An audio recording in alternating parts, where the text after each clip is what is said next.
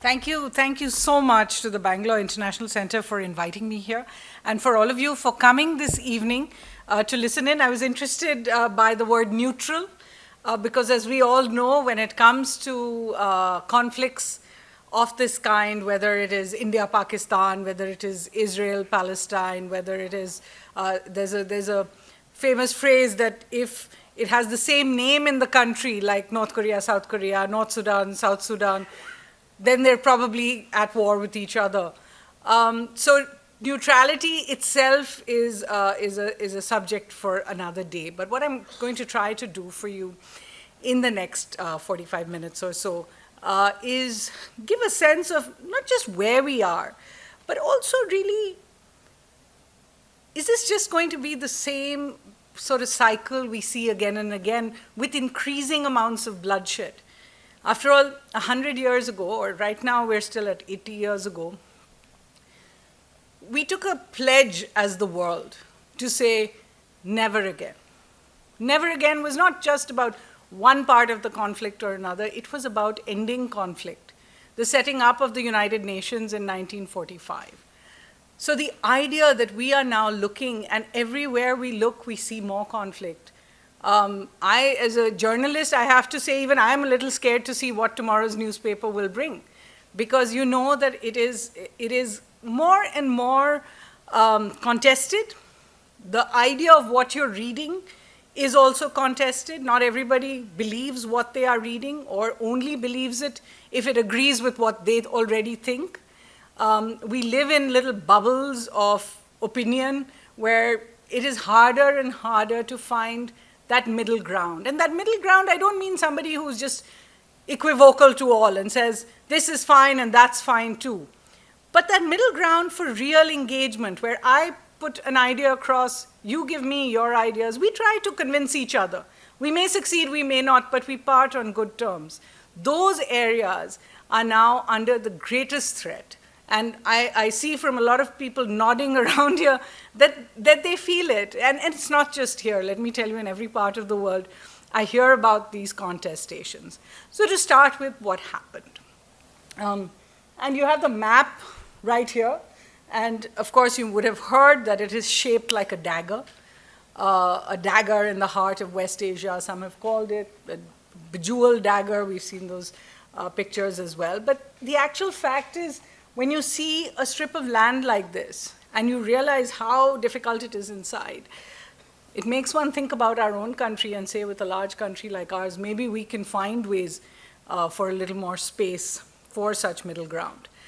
On October 7th this year, the world witnessed an attack that Israel called its game changer.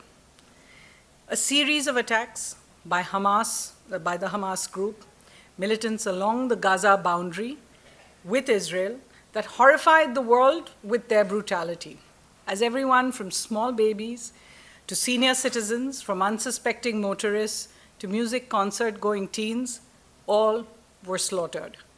1,200 Israelis were killed that morning. It's not even in a day. 245 taken hostage. I was just a couple of weeks ago one of a group of journalists that were asked to view an hour of footage. And that footage had not been taken by other people. They were pictures that had been taken either from the body cams that terrorists themselves wore, or from dash cams on their motors, or from the cell phones of dead Hamas terrorists who were, killed in the action that followed. So this was stitched together for about an hour, and we were asked to watch it, just to make up our own minds about what we had seen.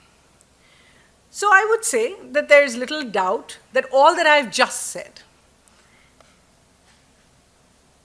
is not in doubt, or that the release of those hostages, 5 of the 245 are now home, 240 are hostage, is uppermost on the minds of all concerned.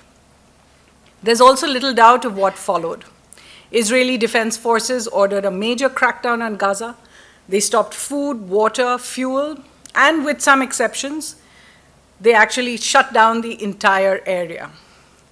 They forced nearly 1 million people living in the north of Gaza to the south, sustained a bombing campaign. For about a month, we've seen a little, sort of lessening of the bombing campaign simply because we now have ground troops in Gaza City. And they said in the first 6 days, so just for a sense of what kind of bombing campaign it was, in the first 6 days, the IDF said it had dropped 6,000 bombs. That's 1,000 bombs a day over this small area, more than what was used in Iraq, in Afghanistan, in ISIS-held Syria for any length of time. Refugee centers, schools, hospitals, so many hospitals have been bombed by now.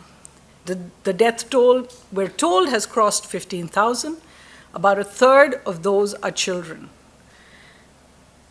Doctors have been killed, journalists have been killed, UN aid workers have been killed, and the UN aid workers is the maximum number in any recent conflict. IDF says that's because Hamas uses them as shields and runs its operations from below these facilities.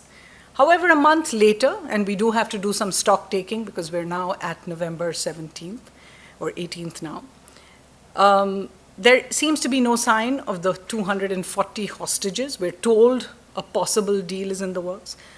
Nor is there any sign of the Hamas militant leadership in Gaza. That's where we stand today. From my description, you can just imagine how difficult it is because I've built one scenario for you, another scenario for you, and then you have to somehow over there say, how do we build policy on this? We're not in Israel, we're not in Palestine, but we need to build a policy. And that's the bulk of what I hope to speak to you really about.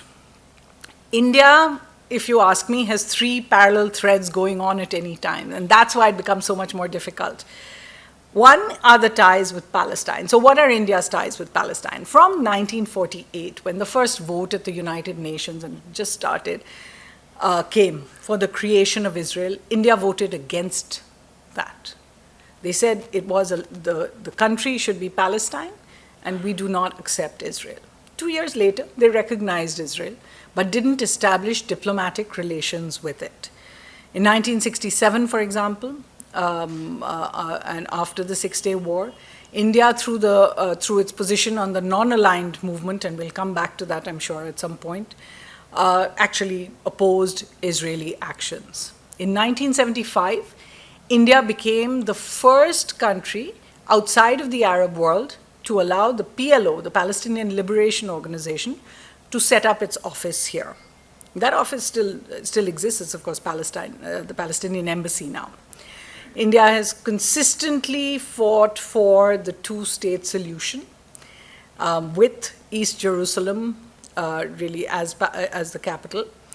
And at the United Nations, on nearly all but a few votes, has voted with the Palestinian cause. So this has been a traditional position for India. India has voted against Israeli settlements. Whenever that vote comes up, it came up a short while ago.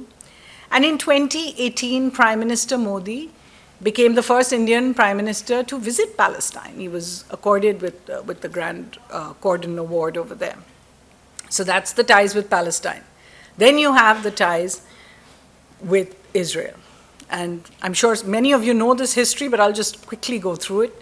In 1950, India, as I said, set up consular ties, which meant, yes, we can do business with Israel, but we don't have full diplomatic ties. We allowed Israel to run a consulate in Mumbai that essentially looked at trade. It wasn't until 1992, so that was the position when it comes to Israel, and it wasn't until 1992, 42 years later, that India established full diplomatic relations, had an Israeli embassy in India and an Indian embassy in Tel Aviv. Except for the United States and I think 2 others, nobody else has their embassies in Jerusalem. They hold them in Tel Aviv, waiting for the final resolution of Jerusalem. So then ties began to pick up. They picked up for another reason too. 1992, if you remember, many things had happened. It was really a watershed moment in the world. I think today we don't see it. Maybe 30 years is too little a time to look back at that arc of history, but 50 years later we'll say, my God, so much was going on in the world. The Berlin Wall was coming down. The Soviet Union was coming down. India had to suddenly scramble with its own economic crisis and then look around and see there was energy scarcity. Its traditional defense partner, Soviet Union, may not be able to supply it as well. So suddenly India was looking to diversify its defense. There were also economic reforms going on in India. So suddenly economic diplomacy became a very big part of Indian diplomacy. It seems strange to think about it now. When I joined the profession, which was a little bit around that time, I remember when prime ministers visited other countries, we only really spoke about the big strategic agreements between the two countries. The trade deals that were done, the government to government, the business to business deals that were done were normally just relegated to the side because, prime ministers didn't speak about business. But so much has changed. And that is one great indicator for me of how much changed at that time, and so did our relationship with Israel. Suddenly we started looking at Israel, and I can tell you, and I'm sure all of those who have visited Israel, visited West Asia, can see the obvious affinities we have with people there. We had students starting to go there. Business, of course, began to boom. And this was all from 1992 to 2003, when the first Israeli prime ministerial visit to India. 2003 was when Ariel Sharon came to India. I remember being, asked by various diplomats whether they thought there would be huge protests in India. There was this idea that India stood with Palestine, in which case, will there be big protests when he comes? And I said, honestly, I don't think so. I think we are able somehow to see our traditional support for the Palestinian cause and put that in a box that is slightly different from our relationship with Israel. We're able to do that. I don't know if today I can say the same thing, but for the moment, I think we do, and I'll tell you why just now. So that was 2003, and then, you saw more and more visits, high-level leader visits. 2017, Prime Minister Modi became the first Indian Prime Minister to visit Israel. India has changed a few of its votes at the UN, changed some of its language that is not so critical of Israel anymore. One big shift, if you'd like to see, is in 2018, Israel began a bombing campaign on Gaza because they had been hit by rocket attacks in Jerusalem. And it was over the period of a month. There was a UN General Assembly vote at the time. By the time of the vote, I think about 229 people had died. India voted for the resolution. But on October 26th, last month, by then I think about 10,000 people had died, about 3,000 children. India shifted its vote to abstain. So there are some changes. It's not as if everything is, traditional, so that's how we go. But these are some of these balances that India, the Ministry of External Affairs, the Prime Minister's Office, South Bloc is dealing with.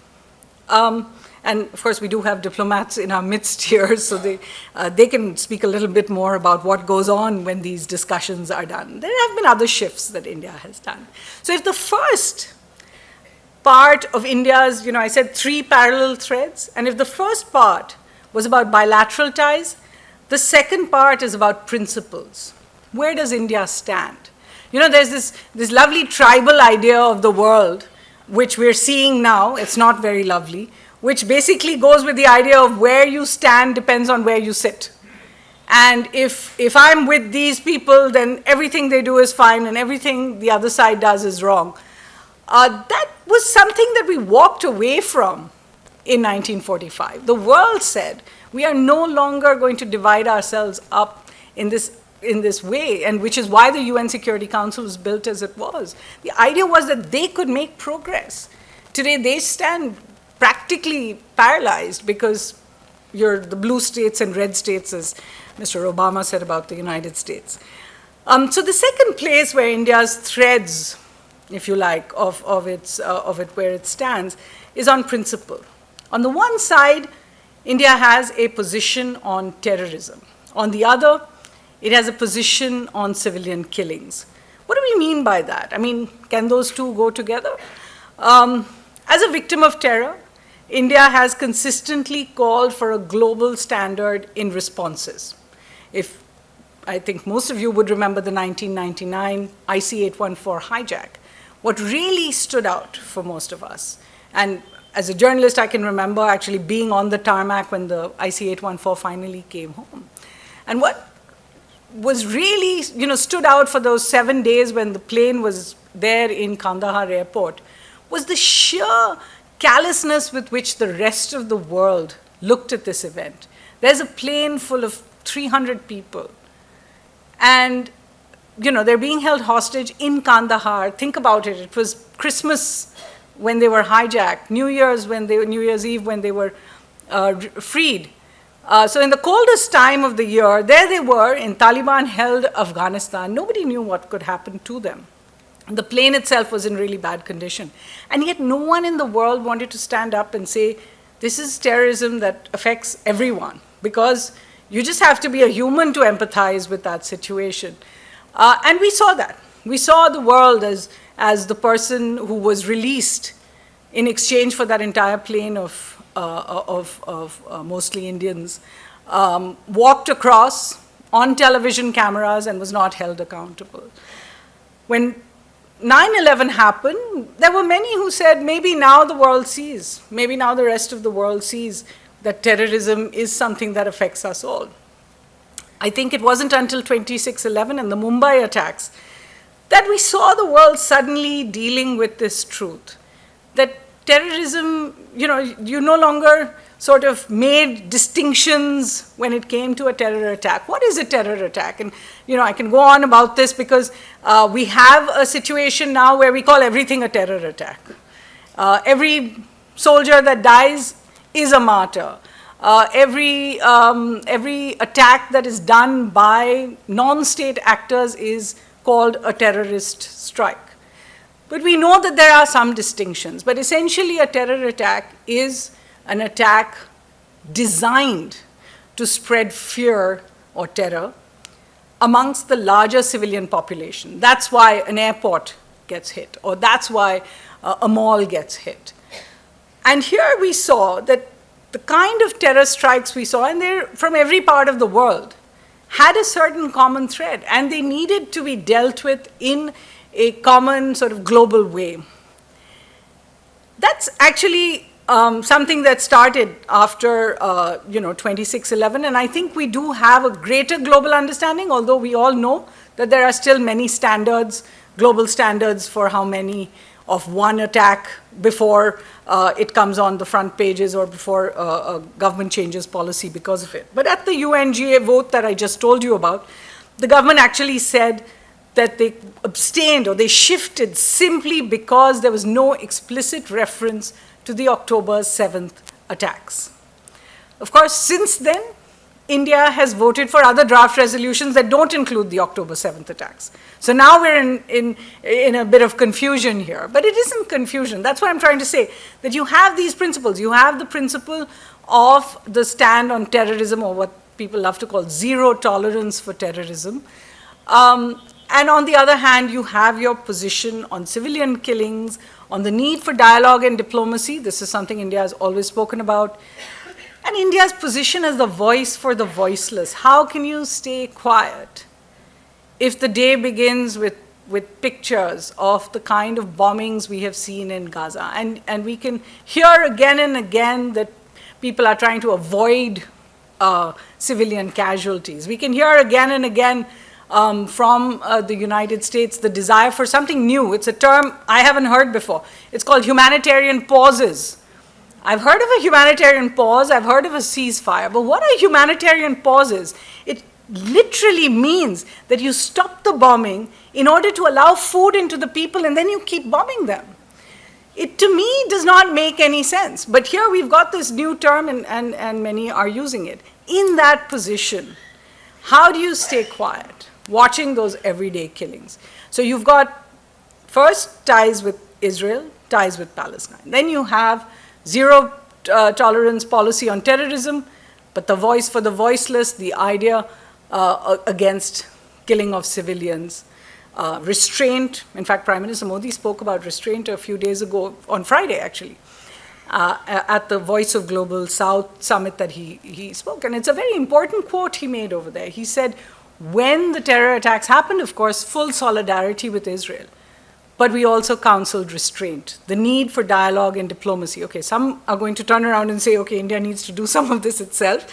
But really, it is important, it is intrinsic. That's why this balance is coming around. Many of us think that India's foreign policy is completely hostage to India's politics. And it is possible to say, this government did this government did this, but actually we all know that foreign policy has a certain base, it has a certain continuum, and it has a certain evolution. It does not have these knee-jerk kind of changes, and particularly I don't think it does in India, and you're most welcome to disagree with me on that. So why has India done this? And the third, so bilateral ties, principles, and the third is really about rights and duties. The principle when it comes to rights is the right to self-defense. After all, in 2016, India announced for the first time, because we've done these operations quite a few times across the line of control with Pakistan, but in 2016, India announced that our soldiers had crossed the UN-monitored line of control into Pakistan and taken out terror camps over there. At the time, there was still, I think even today, nobody really knows how many were killed, but India did it. In 2019, there was the Pulwama attack on soldiers, and the response to that was the Balakot strikes. Of course, then there was a counter-response to that as well. But there is this concept of the right to self-defense that has taken root and has been used as much as possible.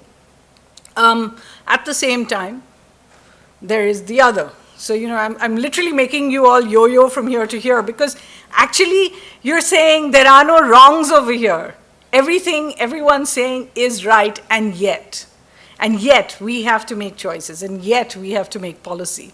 So on the other side, there's the importance of international law, the rule of international order. We use these terms all day, every day, as well as UN conventions that we've signed on to, the UN conventions on human rights, the UN conventions on protecting children, the UN conventions that ensure that hospitals are not seen as places that can be used in a war. They are not military combatants. And even if a hospital is sheltering military combatants or militant combatants, there are certain laws that prevail over there when it comes to proportionalism and all the rest. And of course, those are all conversations we can have, but we're still left with the same question, which are, what are India's options in the Israel-Hamas war? So I'll come to the next part of what I want to say, which is that there is this conflict over here. That is growing for the moment. We don't see an end to it. Of course, it could come very quickly to an end, the release of hostages, the cessation of violence, but then what? This is, in a sense, what I said right at the beginning. If the Israeli government said this is a game changer, something has changed, something has shifted quite dramatically, because we all know what the conditions in Gaza today are. We all know that half of the population in Gaza, or nearly half, has been forced into half of the land. That means double the size of the population is in half the land right now. So what will that mean? What will be the wider impact of the crises? Because we as Indians should look at those as well. The first part, I think, has to be the understanding of the global polarization that we today witness. Whether it was on Ukraine, whether it could be in a future conflict in Taiwan, or whether it is in this Middle East conflict. The idea that the world can just split itself up into two halves, and I don't mean to be dramatic here, but can you imagine that we live in a time where it is possible to empathize over the suffering of one child and not another? And it is possible for the other side to empathize with one child and not the other? But that's actually what's happened in the last 2 months. Think of how much we have changed as the world, that we are able to see this, and still nothing seems to bring those two halves together. In the Ukraine crisis, we did see the bombing of civilians, and yes, there's a history. And to be honest, this evening I am not going into the history. I'm not going into the history of the Israel-Palestine conflict simply because that is something everyone has to engage with at some point. But right now, we're just looking at how we have changed. How has the world changed? What is changing around us in terms of what we are seeing in the present? So you saw this world, not just going into two halves in terms of I'm right and he's right and, that sort of thing, but on basic principles. You had a situation, regardless of which side of the divide you were over, where a German Philharmonic orchestra composer had to step down because he refused to denounce what the Russian government had done back in Russia. We saw similar things happen, suddenly I think a Greek university stopped being able to teach Tolstoy. You saw a kind of splitting of the mind, as if we now no longer need to engage with centuries of civilization on the other side that we have always engaged with. You saw it when it came to the financial sanctions and the way the world started suddenly talking about de-dollarization. It may not have come, but we've had very, very arguably successful conversations about people who want to work in a different currency. And that could be half the world. So we have this growing global polarization that we need to deal with. The second, of course, we need to deal with what happens if the progress of the last few years, and in the last few years we saw not just the Abraham Accords, where Israel opened ties established diplomatic ties with the UAE, with Bahrain, with Morocco, but what also was about to happen, and possibly the US president has said this was one of the reasons for the timing of the attack, was the Saudi Arabia-Israel détente. This would have been something really unimaginable. So what happens now to all of that? The Saudi normalization with Israel has been put on hold for the moment. Will this change Abraham Accords? If this conflict continues, we have to watch. We need to think now about what the future of Gaza, the refugees from Gaza, the impact on the countries bordering Gaza, certainly Egypt, Jordan, which is on the other side, Saudi Arabia is just below this map. So what happens to the refugees from Gaza? They've grown up in one place. Maybe they certainly can't go back home. 750,000, I think, who have left now don't have homes to go back to. In the first week alone of the bombardment, I think something like 15,000 buildings came down. So you don't have homes to go back to. People will be refugees. Can this world afford another refugee crisis, looking at what we have seen, whether it was Ukraine, whether it was Syria, whether it's been Afghanistan? There have just been so many conflicts in the last few years that another refugee crisis, this is not even something we're engaging with right now, because we're just looking at the bombardment for the moment. But there is going to be an impact. The impact on the Palestinian movement. We have all taken it for granted, and certainly, as I said earlier, India has dealt with the Palestinian Liberation Organization. It then dealt with Fatah, which controls the West Bank on this side. Not so much with Hamas. But what happens to Fatah itself? It has been shown up as totally ineffectual in stopping Israel's operations against Palestinians, or of getting the world to empathize enough to do something about it. So now, will there be more militant, Hamas-style organizations coming up on the West Bank as well? I think if I was living in Israel today, I would really think about this point, about what this 1 month has actually meant for how the politics of the region is going to change. There are some other questions that have been asked, and I think those questions are basically being asked in Israel right now, and any of you who's reading the Haaretz or following television there or seeing some of the YouTube videos are seeing these questions being asked about Israel's own ability to protect itself after October 7th. How did this attack evade intelligence, counteraction, pursuit of attackers? Bringing back the hostages still doesn't seem to be possible. These are all problems that show up Israeli security capacity in a certain way. And remember, we thought of them as invincible in many ways. I mean, we all watch the Israeli television shows, Fauda and all the rest, and really that is how Israelis themselves saw their intelligence agencies and their defense forces. So that is changing as well at this time. I'll run through the other impacts that we are seeing. The US, the global leader, if you like, the unipolar world superpower, is seeing its resources getting more and more stretched. What is that going to mean for other conflicts in the world? Is it just going to be each country for itself without anyone to stop them? Because we've now run the course. The US can't do anything in countries where it is opposed, like the Russia-Ukraine war. It can't do anything in countries where they are the biggest allies, in Israel, for example. President Biden was asked, how do you deal with what is now the new buzzword, which is polycrises? And yes, we live in a time of polycrises. And he said, we are the United States, for God's sake. Basically meaning we can handle Middle East, we can handle Taiwan, we can handle Ukraine all at the same time. But his own words when alluding to Afghanistan and how that ended just like a month ago, he said, justice must be done. But I caution you that while you feel that rage, don't be consumed by it, admitting that the US had made mistakes when it came to Afghanistan. So even though we don't count Afghanistan in these polycrises we're talking about right now, remember how that ended and how it continues. We are still in touch with women there who don't know what their future is going to be. And this was a world that, passed all kinds of resolutions, signed all kinds of documents, until today, so 2 years into the Taliban rule of Afghanistan, cannot actually prevail upon the government there to do something simple, like allow girls to go to schools. The schools were already made for them. They just had to allow them to go to school. And even that is something the global order is not able to do.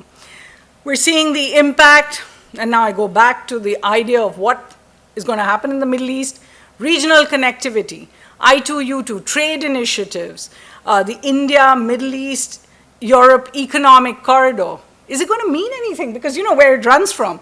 It runs from the UAE, somewhere here in this map, over there, through Saudi Arabia, up through Jordan, through Israel, and on to Greece.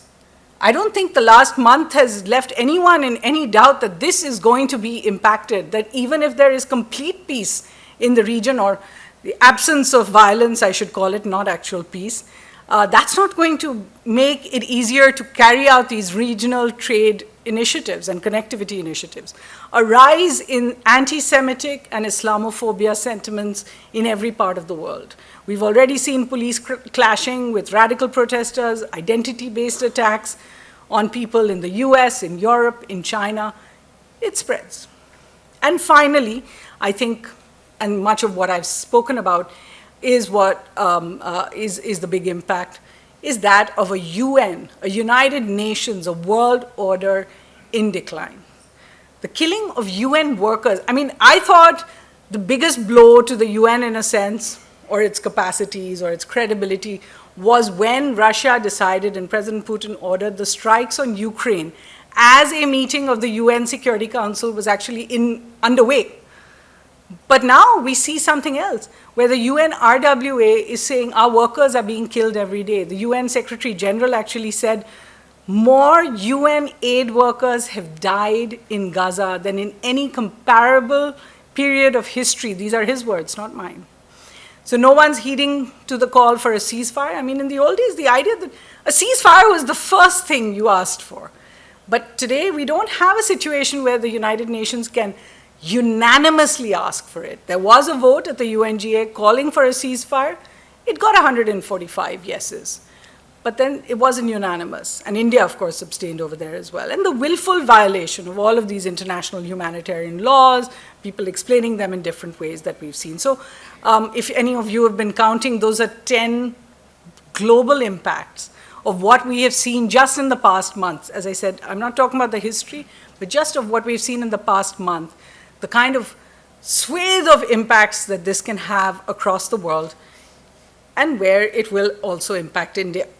So rather than focusing just on anger and the anguish statements that we are seeing from both sides, because everybody watches them on television, on YouTube, they're going everywhere on WhatsApp, it is these outcomes, these 10 outcomes that I just spoke about, that India has to learn to deal with. How does India do that? I think everyone will have a different answer to this, and I'd love to hear yours.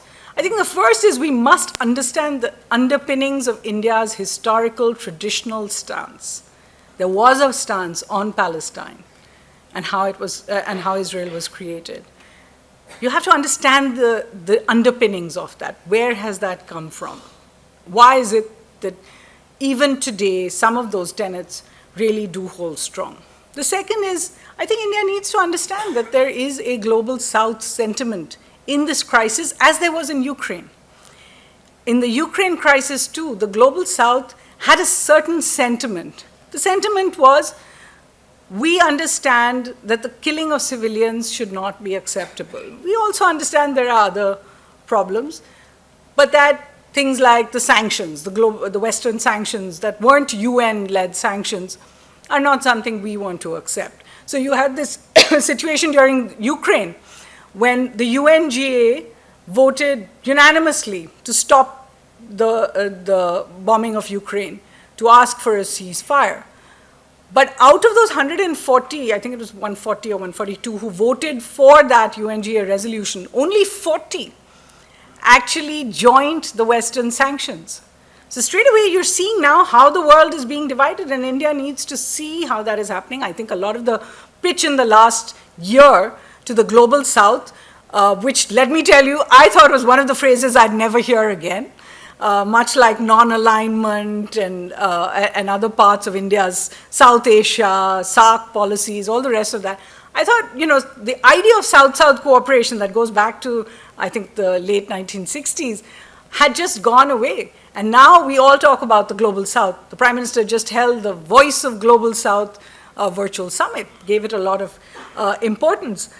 So the idea that the Global South does mean something. When India abstained at the UNGA last month, for example, when it shifted its vote, it was the only one in the neighborhood. So every country in the neighborhood, including Bhutan, voted for. It was the only country in the BRICS plus wider region, as well as one of the only countries in the Global South that did that. So it's worth thinking about. This is where the world is. This is where some powers are. These are where some others.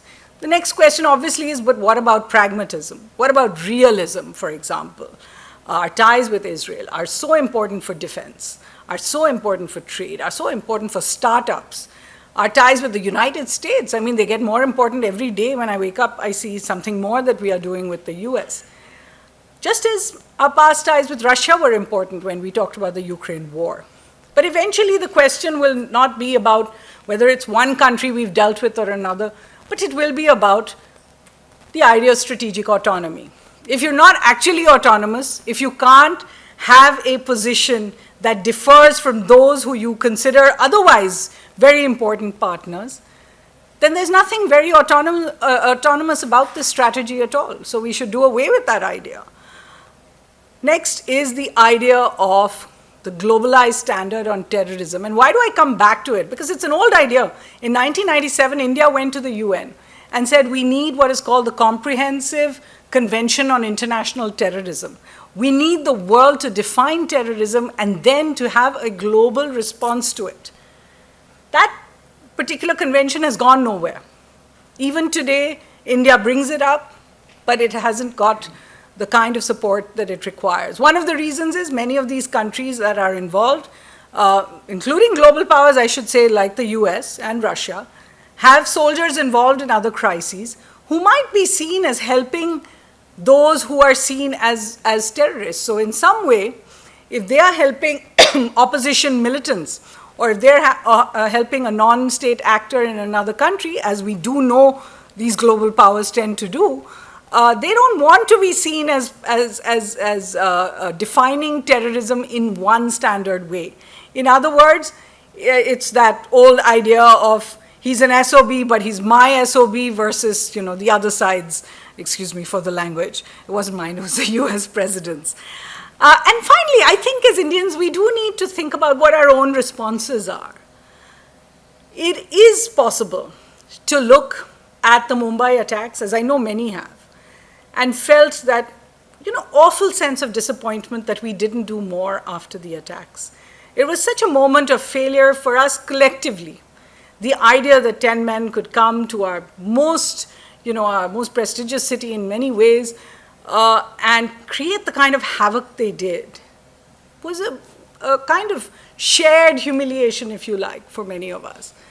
the idea that we didn't do in kind, we didn't hit back at that time, has been the subject of a lot of debates since then.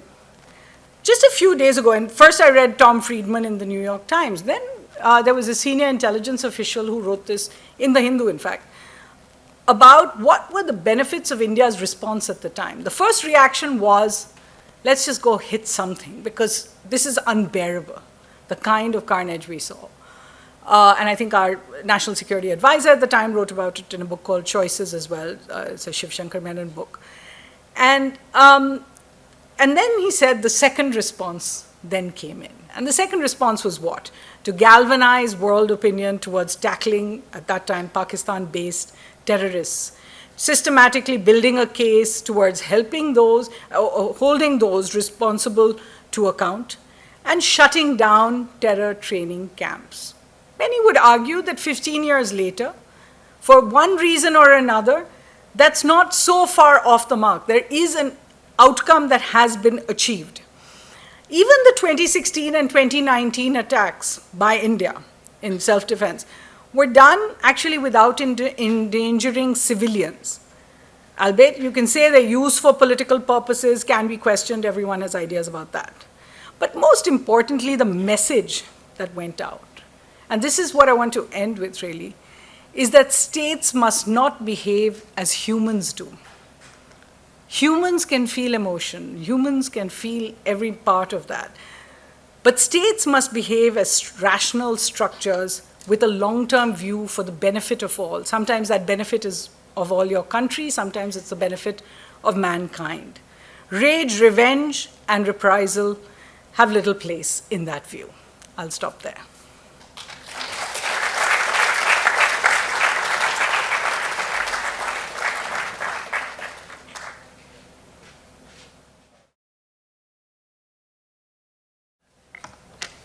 Suhasini, firstly, thank you for a really masterly overview of the situation in the Israel-Hamas war. And you quite rightly have called it the Israel-Hamas war. It would be totally wrong to call it the Israel-Palestine war. And I, as you know, when I was in the ministry as Secretary East, I looked after relationships with Israel and Palestine. And it was interesting because while we had started warming up to Israel, I'm talking about 2010, 2011, we had certainly warmed up to Israel. There were a lot of ministerial visits, but a prime ministerial visit was out of the question at that time. And I remember the Israeli ambassador in a moment of frustration telling me, the problem with India is that you want all the benefits of a wife, but you treat us like a mistress. Yes, very famous which was amazing, for me to hear. And I just, passed it off. And I said, surely you're not serious, we value our relationship with you, etc., etc. And, but the second thing that worries me now about our options for the future is that recently, I think just yesterday or day before, the Israelis announced that they wanted the Arabs in Gaza to leave the southern part of Gaza. Yes. Now my question is, where will they go? Because Egypt is not prepared to take them en masse. I don't think Jordan is prepared to take them en masse. Jordan has already done so much for Palestinian refugees. So where do they expect them to go? Is what they contemplate an annihilation of the Palestinian people, really? I mean, physically? Because if they keep bombing at this rate, the population will keep falling. And I can't believe that that is a government policy, that is a state policy. So I'd like your views on that. Sure. And I have been, as you have been, firstly, thank you so much. I mean, for A, inviting me, and B, for being so kind about it. I know that everyone has such, sort of strong views on this issue. It's a little daunting to even speak about it without, having some tomatoes thrown at you and that sort of thing. So, but it's important. It's important that we engage, which is why this is necessary for us to do. I've been following some of the statements the Israeli government has made as well, and some of them are downright frightening. You know, there was the minister who sort of suggested that this was now the next Nakba, that everyone would now be just pushed out of Gaza as well. I think there is a larger question that has to be asked when Israel finishes with this particular phase of the war. What does Israel expect is going to happen? I know every time I speak to an Israeli official, the idea is our first commitment is to those hostages and to bring them home, and that's understandable. You know, while those hostages are out there, it is impossible to think about that long-term picture because every hostage belongs to a family. There are soldiers out there. There's a little baby out there who's a hostage as well. But if in 1 month you've not got closer to getting them out by this bombardment, even though I think Israel believes that this bombardment is what has led to Hamas trying to cut a deal, the fact is you have to start rethinking.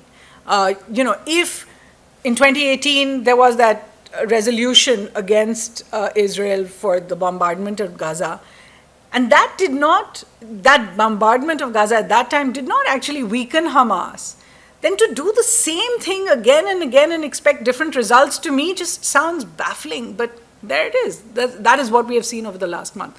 What they expect the last, you know, where this is going to go and where the refugees go is, I think, what Israel would like to see is Egypt taking many more of these refugees for the moment. And the only reason I say this is because I am aware that the United States is speaking to Egypt, even though Egypt has said it's not interested at the moment, to try and put those refugees over there for now. I don't know where this will lead. You know, and I'm sorry, I'm diverting here. In 2006, I was covering the Israeli blockade of Lebanon. At the time, what had happened, and just think of, you know, this has all happened before. You've all read these stories before, and now you're suddenly looking at them again and saying, my God, they're doing the same thing and expecting a different result. So what had happened at that time was 2 Israeli soldiers had been kidnapped by Hezbollah, that operates in Lebanon, and taken in these tunnels across the border. Israel was not able to find them. They sent in teams, everything, they weren't able to find them. So they began a campaign of bombing Hezbollah-held territories of Lebanon, basically South Lebanon. When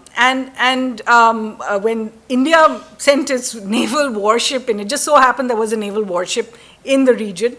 And so we got on the naval warship, the INS Mumbai, from Larnaca in Cyprus into Lebanon, into Beirut harbor.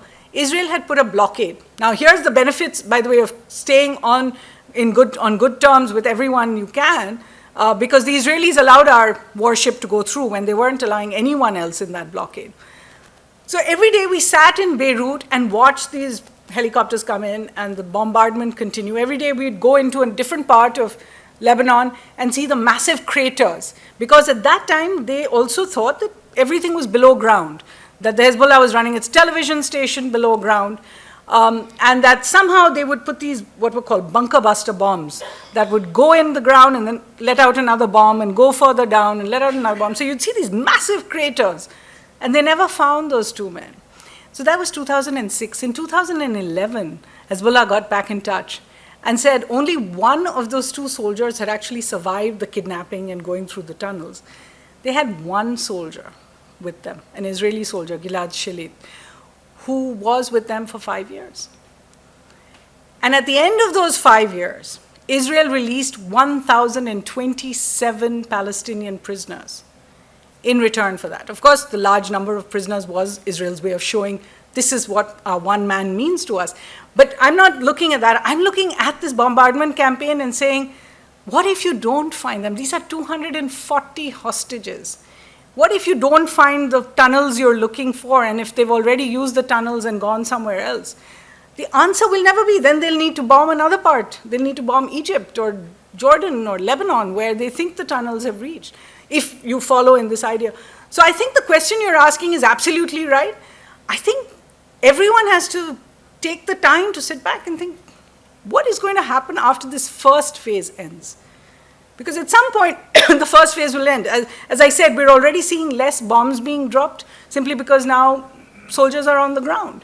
And they're going in, and you've seen some of the videos coming out of hospitals where they claim they found evidence of Hamas militants, but not yet found either the big Hamas command control center, not yet found credible evidence that the hospital itself was being used to shield militants.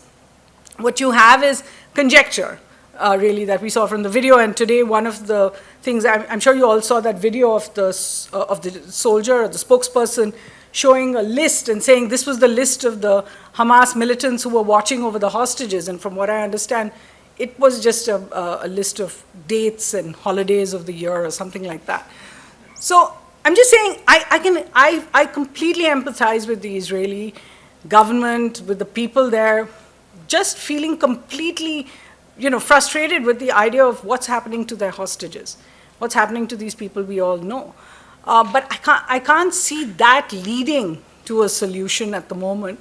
And this idea of pushing people out, making refugees again, I think that's been debunked so many times in the world. I don't think the world has the capacity to deal with refugees at this particular moment.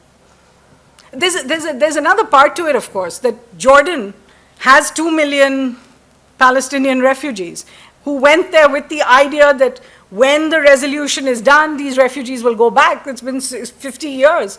Jordan still has those refugees.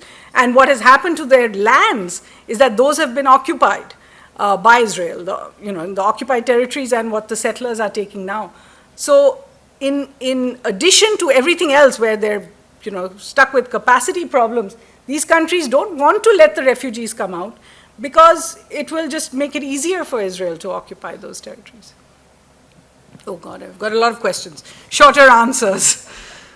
A perception or attitude at the micro level, a person and organization, I suppose will reflect on a very large level of countries. So if a person and organization on one day is on one side and another day on another thought, there will be a deficit of trust on that person or organization.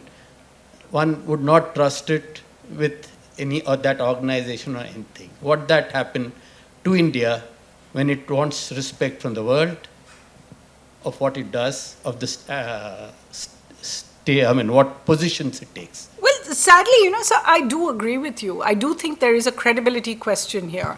If you're able to change your vote without a sufficient enough, a good reason, consistency matters. But of course, as someone wisely said, when the facts change, I change my mind. What do you do?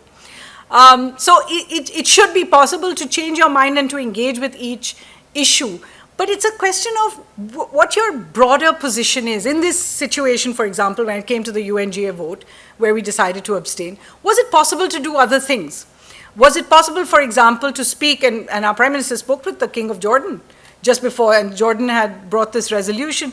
Would it have been possible to ensure that there were actually references to the October 7th attacks that India had wanted? That would have been one. The second would have been to say the broader question of a ceasefire, I stand with that. But I am not happy that these attacks have not been included, and put that into our explanation of vote. Now, I'm not making that up. France actually did that. France voted for the resolution and put into its explanation of vote that it's unacceptable, that you don't talk about the hostages, that you don't talk specifically about the October 7th attacks, although there are references to hostages in general and terror attacks in general in that. So there should be possibilities that you have. Eventually, what is a leader about? A leader is someone who wants to have their voice heard. If you decide to put your voice under wraps and say, what, it's easier for me not to have a voice, it's easier for me to look at what is the point of least antagonization of either side that I can achieve. That will leave you with, as you said, not just less credibility, but it will leave you in a position where nobody will expect you to stand up for one thing or the other. Can you hear me? Awesome. Thank you. Thank you for that presentation. So in terms of India's options going forward, I'm curious which countries India can work with. Is it essentially mainly the Arab countries, UAE, Saudi, Egypt? Because if you look at Qatar, we have a problem with them, right? Turkey, not great ties either. China is China. Russia, well, the US would be a no-go for the US, right? I mean, Iran, again, I think the US would just not accept them on the table, right? Europe seems divided. Who can India really work with if you want to resolve this? Well, first, India has to want to resolve it and say, I'm at the forefront of this. I feel that the world will benefit from my role in it.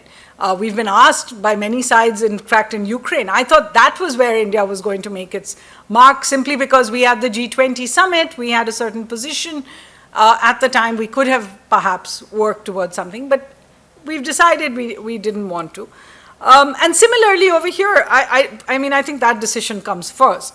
As far as which countries, I mean, I'll tell you one thing, and I'm sure Lata can say the same. There isn't a country in this region I have traveled to where there isn't a reservoir of goodwill for India, right? Despite this traditional, historical position that we've had on this side or that side, whichever. There isn't a country you can go to where somebody, you tell them, I'm from India, and they don't smile at you. And that's because of, I mean, I say this, I was in Libya in 2011. Gaddafi, this was before the UN Security Council agreed to allowing the, R2P operations against Gaddafi. And I was trying to speak to my taxi driver in no language, we didn't have a common language. But somehow or the other, we were making ourselves understood. And I told him which hotel I wanted to go to. And he said, India. And then he said to me, Nehru. So I said, this is my, non-aligned senses, left liberal, out of date sort of thinking that is allowing me to even hear the word Nehru being said out in Tripoli in Libya. And we turned a corner, and there was actually a mural down the side of a building, which I think is no longer exists, which had, because Gaddafi liked to see himself along with all these other leaders, although he was a much junior person when Sadat was around or Nehru was around or any of them. And there was a mural with the former Indian Prime Minister. There's always a sense in any of these countries that you go to Egypt, they'll start singing songs from Hindi movies that you've never heard, but they know them by heart. So I'm just saying, we have a lot of goodwill in all these countries. If India was to take a position of somehow resolving, I'm sure there'd be a lot of goodwill for that. But it takes a lot, and it means that you have to get away from this position of least antagonizement to begin with, and certainly to work with everyone. And even, by the way, when you speak about Qatar, there's a history of good relations over there. It's not without its own traditional. You said that states should not behave like humans do. And I can understand that, not having knee-jerk emotional reactions, but it also leads to what is the old saying, that states don't have principles, they only have interests. Yes. And that opens the door to what Spencer Ackerman wrote about the politics in America just after 9/11, where the primary goal of politics was to, and he used the line, to make scandalous the presentation of context. So in some ways, states at least need to behave like principled human beings do, and we need to bring that in, but somehow, what would be the guidelines for doing that? At the same time, thinking about strategic humanity, but to allow the presentation of context and nuance. Okay, so my second name a lot of times is Alice in Wonderland, because I talk about how the world should be. So forgive me for having made that statement. And I totally, the context that you gave is exactly right. But who made the rule that states are governed by interests and not principles? Who made that rule? People who think that interests are important. However, I show to you a country like India, which at independence was crippled by the colonial plunder that we had suffered, and yet built itself up as a country that punched far above its weight, created new structures in the world, built this goodwill I was talking about around the world, and was able to, in many different conflicts, not all conflicts, there were many where we behaved in an extremely interest-led way, but was able to be a formidable voice in many of these situations. I actually give a completely different lecture on the evolution of Indian foreign policy, and I break it up a little bit, as in the age of idealism, which was actually, if you ask me, a little cuckoo, but it worked at the time. An age of realism, an age of realpolitik, and today the age of pragmatism, or interests, as you put it. And if you see India's progression over these years, we've of course, how we have grown as an economy, how we have grown in terms of weight in the world, that is also quite huge. But I don't think it would have been possible without those foundations. Because if we had just gone about what India's interests were at the beginning of the Indian Republic, I don't think we would have been in this position where we are respected, where we have a formidable position, and we were able to become an economic power as well. So I just disagree with the preface. I disagree with the idea that states don't have principles, they only have interests. Because if that were true, then why would even a country like the US, which arguably stands for this idea of only interests, why would it talk about democracy around the world? Because there is always so much more. There is always that little extra more that we wish for in the world. And if we want the world to become what we hope it will be, we have to believe in principles, not in interests. Thanks for the talk. Continuing to your last remark about principle and interest, I study a little bit of war history and strategy. Surprisingly, in all your pointers, economic logic of war is missing. It's about Ben Gurion Canal versus Suez Canal. Principle was put on the side when European Union take gas from Russia. Some people claim that Afghanistan war was more about lithium than anything else. And so ideology, religion, ethnicity all serve as a cover story for economics, and to keep people sedated. Now, why do media have to be the mouthpiece, and why don't you guys talk about this? This is the actual underlying logic which is driving the disproportionate response. Why it's always missing universally? I think what you are suggesting is that we should look much more closely at the motives for every kind of operation that we've seen. I'm not sure that we can look at those motives in a completely unbiased way. So as somebody who believes in rational analysis, I feel that there has to be enough evidence of something for us to be able to speak about it as a particular motive behind it, and the logic, as you used, the logic for a certain war. You referred to the Ben Gurion Canal, and yes, there's a lot of talk today about this idea from, I think, the 1970s, was it, or 1960s maybe, of this idea of Israel building a canal that would go up from Jordan, cross across Israel, just on the tip of Gaza, and then carry on to the rest of the world. In a certain sense, just last month we spoke about the India, Middle East, Europe economic corridor, which essentially would have done that without the cutting across Israel. Sure, that can be a motive, but can it really be realistic to assume that that's the outcome that's going to come out of this particular operation? I don't know. I'm just saying there are all kinds of motives I can ascribe to a lot of people. And certainly there's the idea of the military-industrial complex that drives the foreign policy of many nations.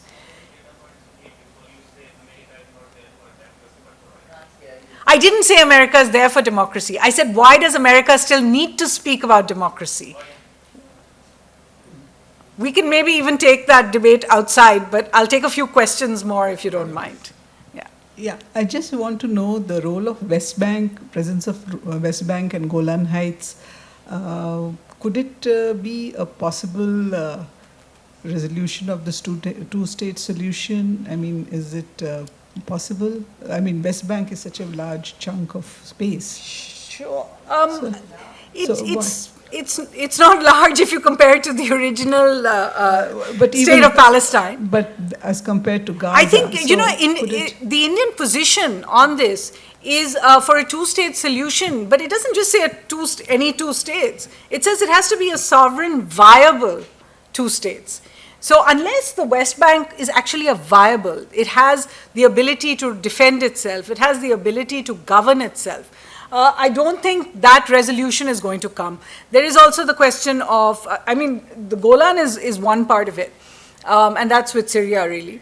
I mean, the conflict with Syria. But at the end of the day, you will have to decide what to do with Jerusalem. And if you've visited Jerusalem, as I hope all of you have, it certainly puts a lot into context, as the gentleman said, and it does put a lot of perspective on how so many, it's like a crucible of so much religion, so much faith, and yet so many conflicts.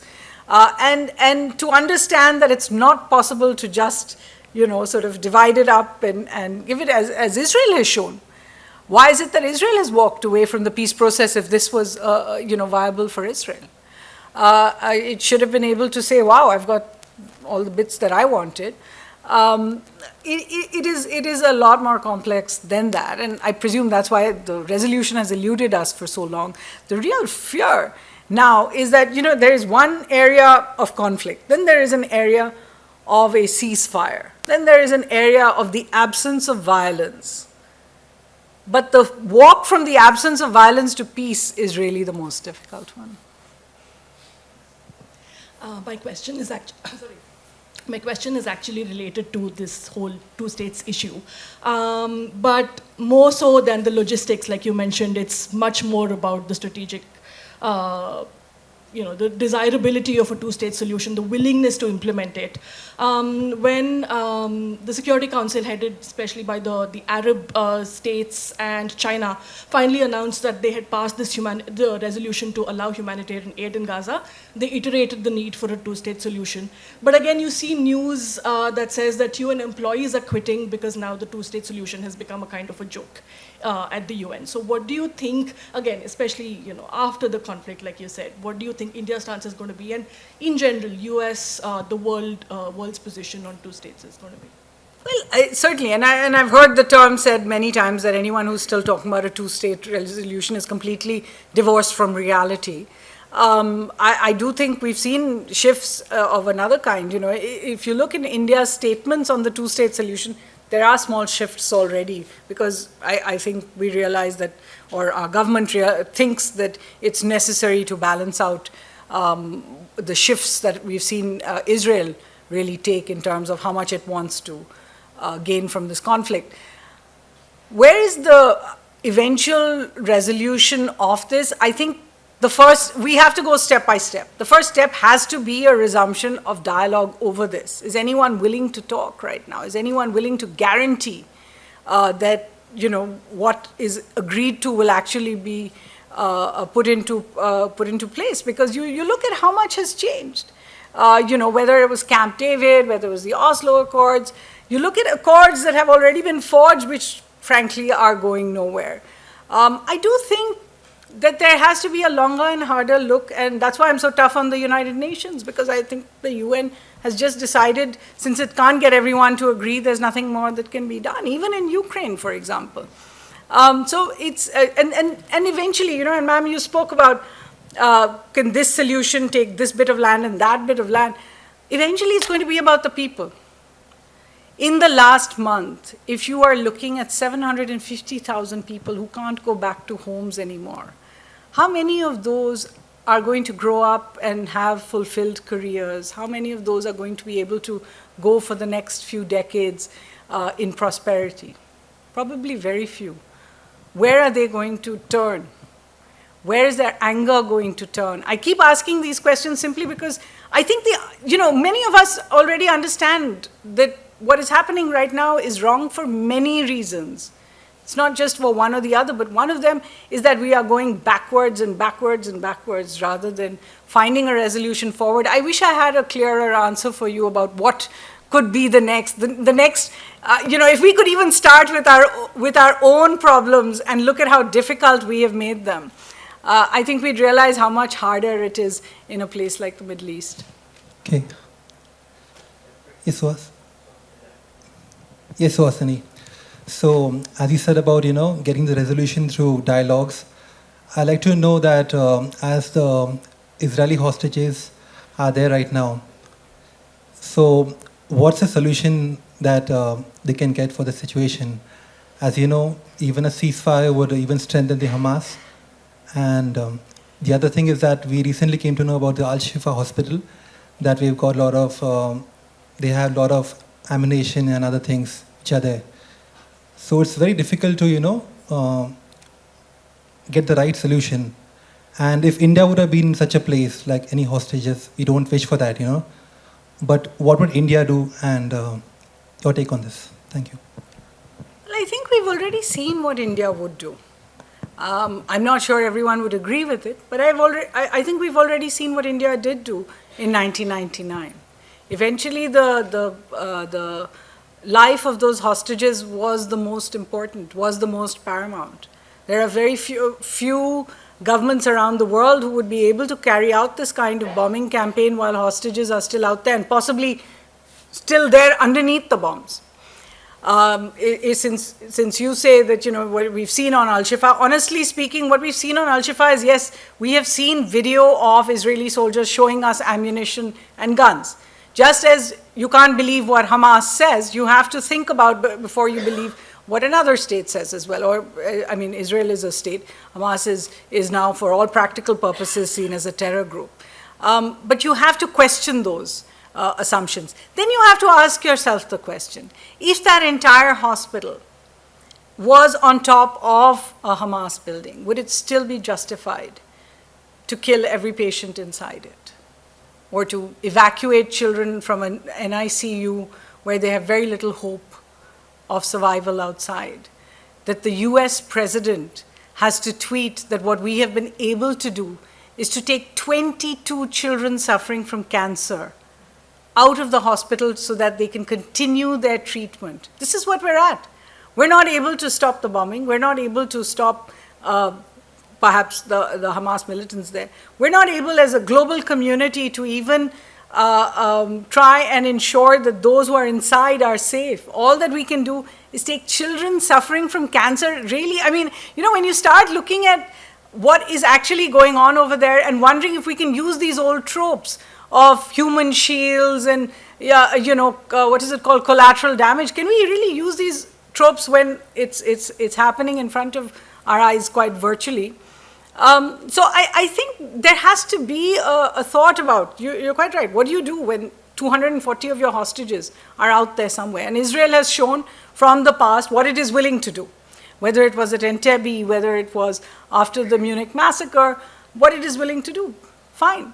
So we've now seen what Israel is willing to do in this situation. The question I come back to, and that's why I gave you the Lebanon example, the question I come back to is that still going to be effective enough? I certainly hope something will be effective enough so that everyone can go home. The hostages can go home. The Gaza residents who've had to flee their homes that have been flattened now, I hope they can go home. But I'm not sure if this is necessarily the way that will happen.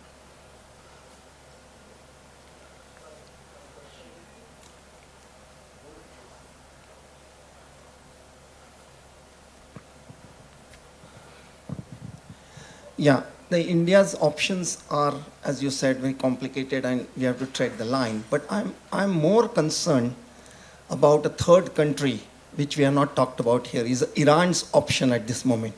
Because if you take, my concern is, if you take what Hamas could fire the rockets is 5,000, Hezbollah has 150,000 ammunition at this thing, and they have a direct access through Syria for Iranian rockets more to come. So this thing is, I'm most worried about that. What is your view about how long Iran will sit on the side and not take direct participation through Hezbollah in this war?